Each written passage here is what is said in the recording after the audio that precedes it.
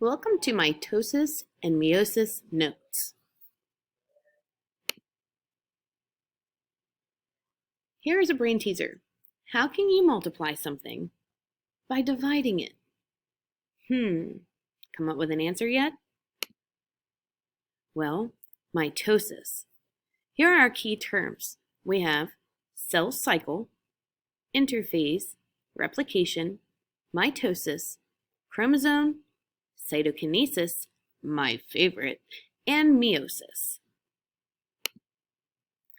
This is what we need to do with mitosis for the next few days.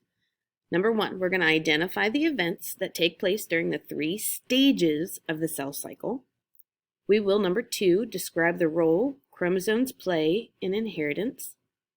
Number 3, identify the events that occur during meiosis. And then number 4, compare and contrast the processes of mitosis and meiosis. So let's go back to the beginning of the year. Back to the basics. Sexual versus asexual reproduction. Draw these circles, the Venn diagram, in your notebook, and then list a few things that you can remember from sexual reproduction and asexual reproduction. Pause the video now. You should now be able to compare your list versus mine. So, with sexual reproduction, there are 2 parents. There is a lot of genetic variation. There's a better chance of survival, and it takes longer than asexual reproduction. In asexual reproduction, there is 1 parent. The offspring's DNA is identical to the parent DNA. Genetically vulnerable to mutation and disease, meaning the next one can be done quickly. All right. So when it talks about genetically vulnerable, if I change the DNA in an asexual reproduction, then that will always be exactly what the parent has. So in the middle, it says creates a new organism. That's what they have in common. Let's talk about mitosis. How do we make more cells? Let's go back to that riddle at the beginning. We know that we have trillions of cells in our body and lose hundreds of thousands of them per day. So how do we make new cells? First purple star, the regular sequence of growth and division that cells undergo is called the cell cycle. There are 3 very important cell stages. All right, the cell cycle has 3. The first one is interphase. The second, mitosis. And the third, cytokinesis. Here is a quick example of the cell cycle that we're going to learn. In the cell cycle, our first stage is interphase. The first stage of the cell cycle and the longest part of the cell cycle is interphase. A cell is going to spend most of its lifetime in interphase. So what happens in this phase? The cell is going to grow. It's going to make a copy of its DNA. This is called replication. We learn about this later. And the cell prepares to divide into 2 cells. So the drawing is an entire cell. All of the DNA is located inside of the nucleus. And we have these things called centrioles on the outside that are getting ready to go through mitosis. Here is your hands closed to represent interphase. So, the cell cycle has the second stage, mitosis. And during mitosis, we have multiple different phases. The cell's nucleus is what's going to divide into 2 new nuclei. 1 copy of the DNA is distributed into each of the daughter cells. So we're going to pretend that there's 1 parent and then they have 2 daughter cells. That's what they're called. Mitosis has 4 phases: prophase, metaphase, anaphase, and telophase.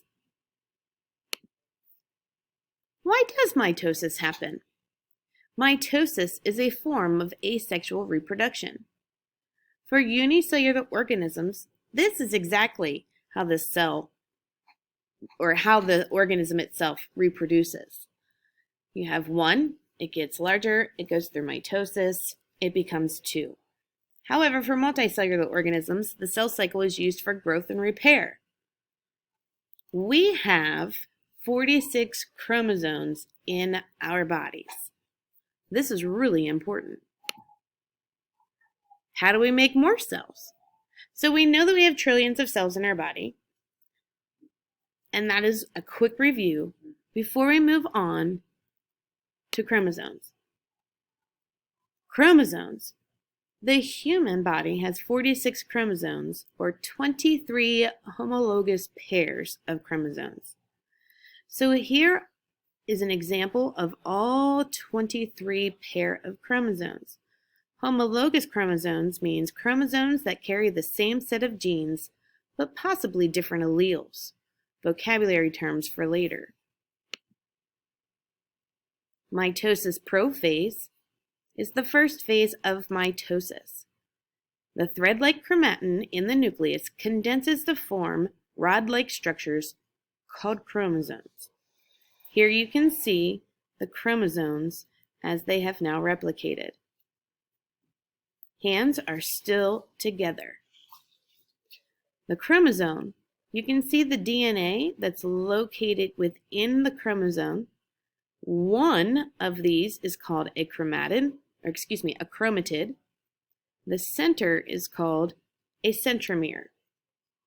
Together, when they're put together, they're the chromosome. So the chromosomes line up in the middle or the center of the cell in metaphase, middle metaphase. Spindle fibers attach to chromosomes at the centromere, almost like a lasso. So these black lines that you see here, these are called spindle fibers. These cork things over here are called centrioles, and they're going to help connect the spindle fiber to the middle of the chromosome that we are now calling centromere.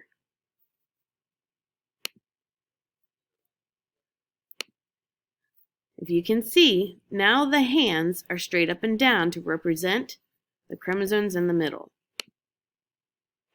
The third phase is anaphase. The chromosomes start to pull apart here into separate chromatids. A chromatid, again, is only one half of a chromosome. The new chromosomes are pulled to opposite sides of the cell. The hands are now pulling apart.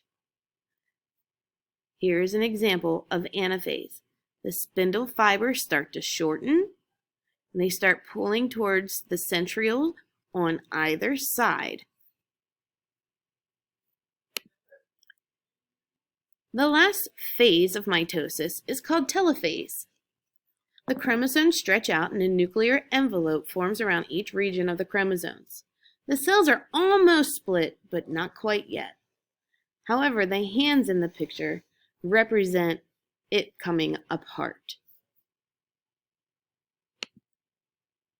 All right, let's review real quick. We have sexual reproduction with mitosis.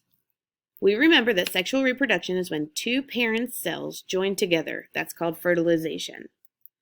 Our parent cells are actually called sex cells, and the scientific term for that is gametes. There's sperm or there's eggs.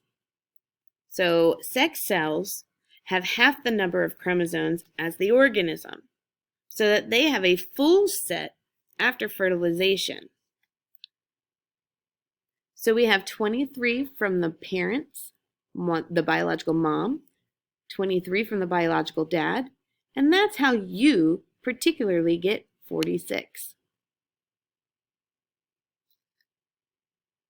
Chromosomes that have the same sequence of genes and same structure is a homologous pair. So we can compare that to a pair of shoes. They're supposed to be the same. The sex cells, the egg or the sperm, have only half of the homologous pair. So that's why there's only one shoe here. It represents that there's only 23 chromosomes in that cell.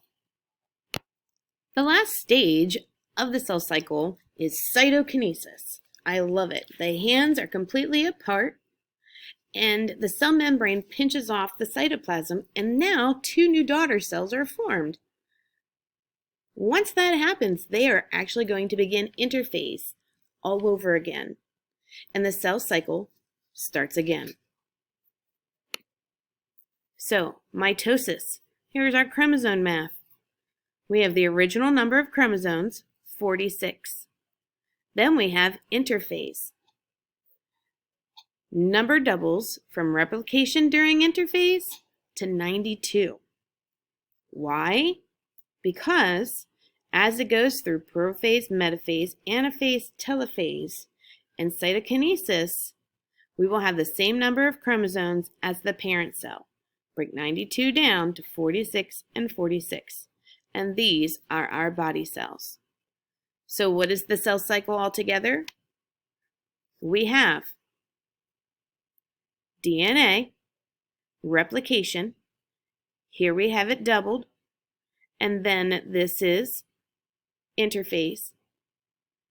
Then we're going to start with prophase, metaphase, anaphase, telophase, and two diploid cells.